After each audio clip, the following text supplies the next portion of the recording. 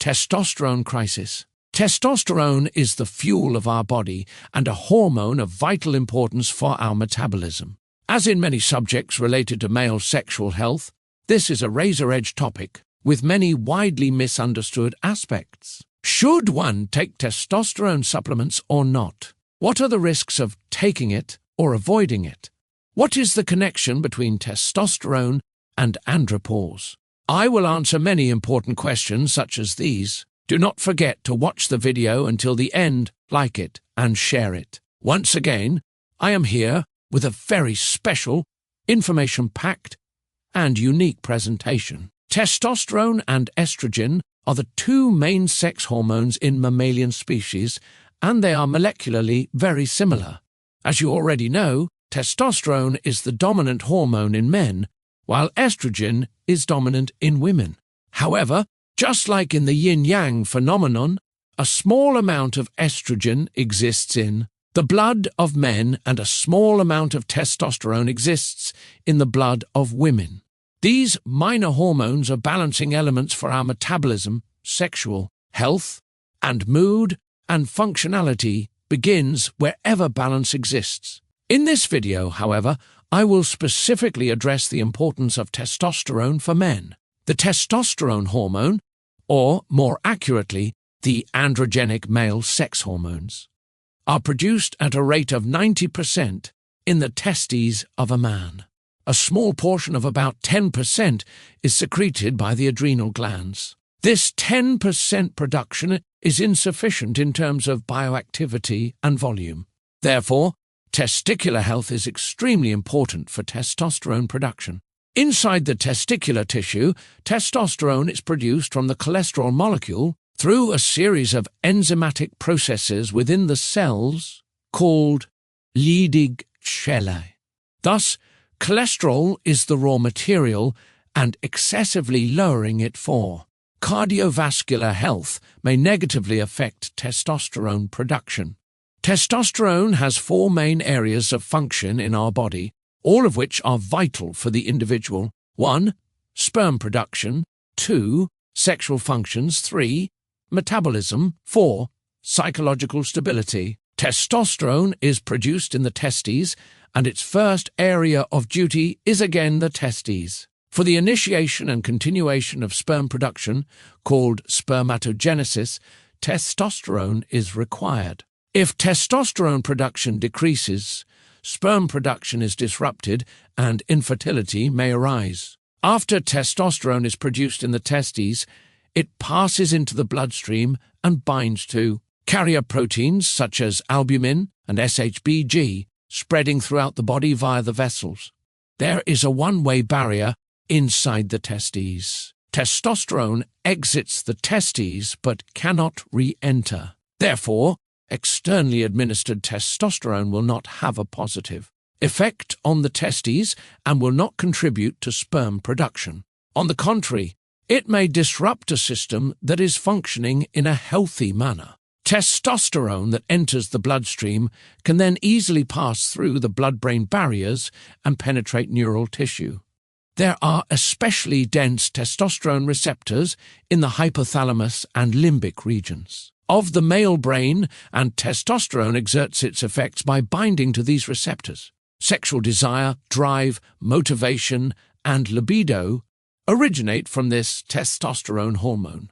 When testosterone decreases, sexual desire in men may decline. Along with decreased desire, a man's sexual confidence and courage are also weakened.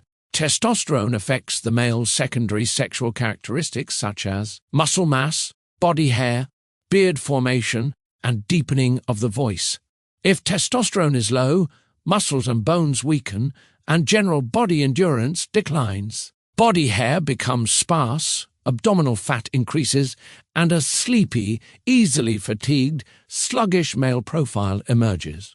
This condition leads to the appearance or worsening of other metabolic diseases, such as elevated blood glucose and lipids.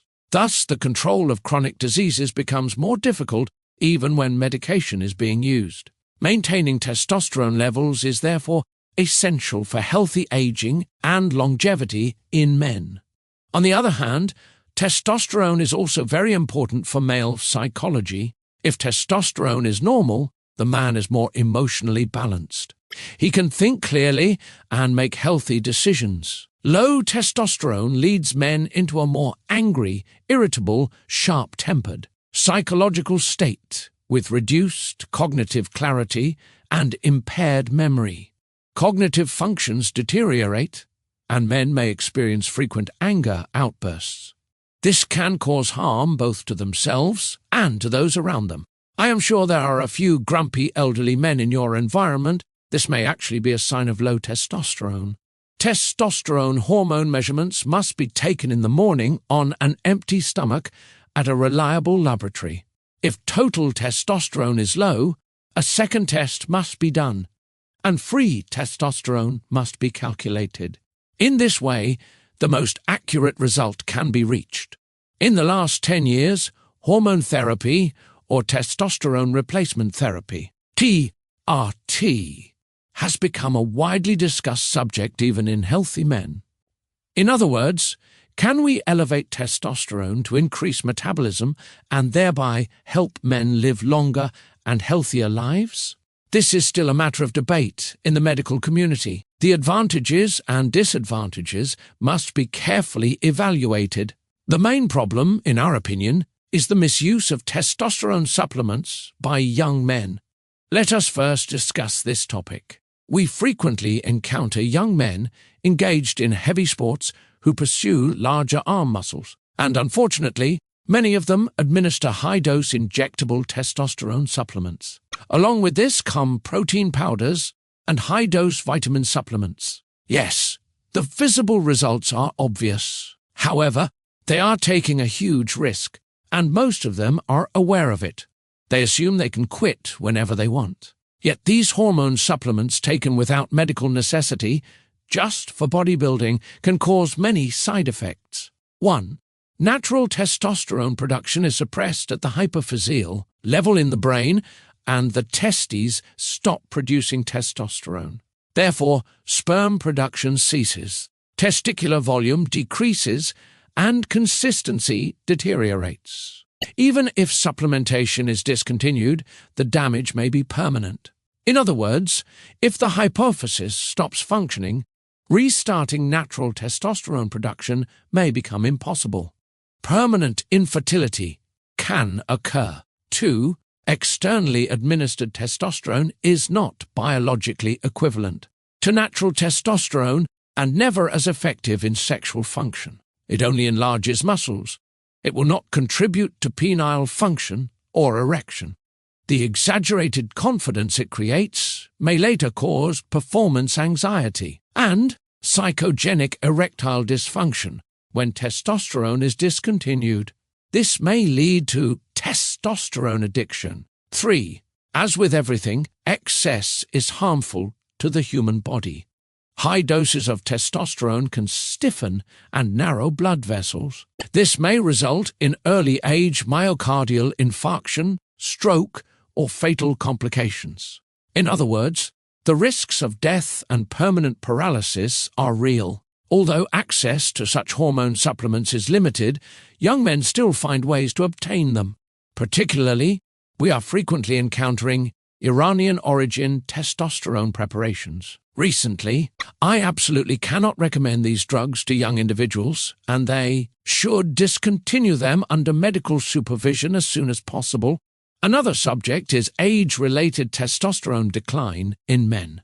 We call this late-onset partial hypogonadism, or PADAM syndrome. We know that after age 50, testosterone production naturally decreases by 1 to 2% per year. In some men, this decline is faster and may lead to several health issues: reduced libido, decreased erection quality, fatigue, irritability, and frequent mood deterioration. May be signs of low testosterone, and testosterone levels should be checked. We recommend that testosterone levels in men over 50 be measured annually, just like PSA. The results must be interpreted by considering the patient's age. The threshold level of an 80-year-old man is not the same as that of a 50-year-old. Once testosterone deficiency is verified twice and symptoms are present, we may begin testosterone therapy. The safest method is transdermal gel or cream preparations. If testosterone is very low, below 200 nanograms DL, creams are often insufficient and injectable forms may be required. Oral testosterone supplements are generally not preferred today due to their side effects. In the last decade, TRT has also become popular in men whose testosterone levels are normal but low normal. The goal is to accelerate metabolism, strengthen muscles and bones, and enable healthy aging and prolonged lifespan. While the theory is logical, TRT remains controversial and must be evaluated carefully. This approach is not synonymous with hormone abuse. Nature itself gradually reduces the reproductive and metabolic capacity of aging men. Unlike menopause, male reproductive function continues until death, though diminished. One might see this gradual hormonal slowdown as a form of evolutionary clearance, making room for younger males. However, one could also argue that supporting aging men hormonally might benefit modern human life, considering that reproduction rates are declining and healthy, capable older men are still needed. Yes, this logic exists, but we still cannot say, let us give testosterone to everyone. The ideal TRT candidate is a man with borderline testosterone, a healthy cardiovascular system, and low prostate cancer risk. For this reason, urological and cardiological evaluations are mandatory. With medical supervision, TRT may be recommended after weighing pros and cons. Now, let us move on to widely misunderstood issues and common myths. 1.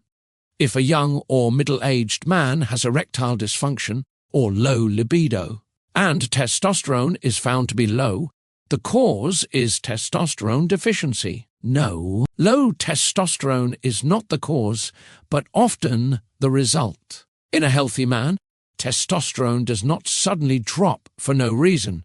Sexual problems themselves suppress testosterone production at the brain level. Therefore, many men with sexual dysfunction have slightly reduced testosterone. This can mislead physicians. However, when sexual dysfunction is treated, natural testosterone may rise again. The psychogenic or relational aspects of sexual dysfunction must not be overlooked. 2. The higher the testosterone, the greater the sexual power.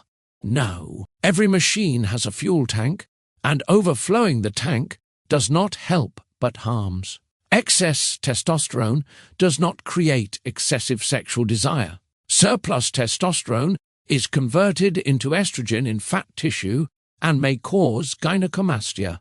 3. Testosterone supplementation causes prostate cancer.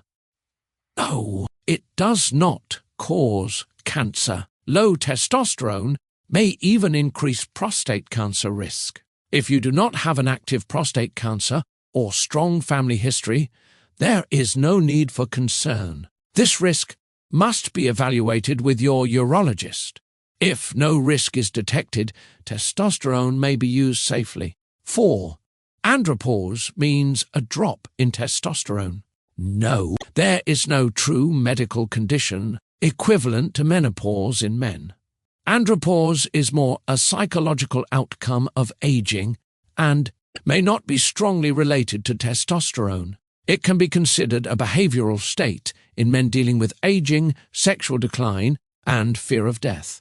In some men, libido increases, in others it decreases. Testosterone is only one part of the picture, most of it is psychological.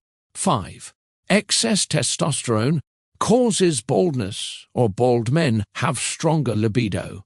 No, baldness is caused by dihydrotestosterone, DHT, a derivative of testosterone. DHT receptor sensitivity is genetic. The presence of baldness does not indicate higher libido. DHT receptors are present only in the prostate and hair follicles, nowhere else. It is a hormone with no other useful roles. 6. testosterone supplementation or suppression can change a man's sexual orientation. No, sexual orientation does not change. At most, existing desire may increase or decrease, but orientation itself does not change. 7. Testosterone can be stopped whenever desired. No, restarting natural production is sometimes not possible if the hypophysis has been suppressed. Lifelong hormone use may be required, and this brings risks. 8. I stopped seeing morning erections. My testosterone must be low. Most likely, no. Testosterone must fall below 150 to 201 gdl before morning erections are affected. Morning erections are a parasympathetic discharge at the end of REM sleep and do not need to occur every day. Occasional occurrence is sufficient. 9. Increasing testosterone enlarges the penis. No, never. External hormone administration does not enlarge the penis. Penis size is a genetic condition and cannot be changed. Only in congenital hypogonadism treated during puberty can normal penis size be achieved. 10. Supplements marketed as nutritional support can increase testosterone. No, popular supplements have not been scientifically proven to increase testosterone in humans. A placebo effect may cause motivation and a slight testosterone increase, but not from the biological effect of the supplement. Long-term or high-dose use of such supplements may even pose potential risks. Low-quality biased studies should be viewed with skepticism. So, is it possible to boost testosterone naturally without medication? Not as much as hormone therapy, but to some extent, yes. Especially competitive exercise or at least brisk outdoor walking, losing weight, regular sleep, balanced vitamin-mineral support, such as vitamin D, zinc, and selenium, avoiding smoking and alcohol, and a Mediterranean diet rich in greens and seafood undoubtedly support natural testosterone. On the other hand, increasing sexual activity, pushing the body into action, and including oneself in high libido social environments may be beneficial for some men almost as much as hormonal treatments. I wish you a healthy day.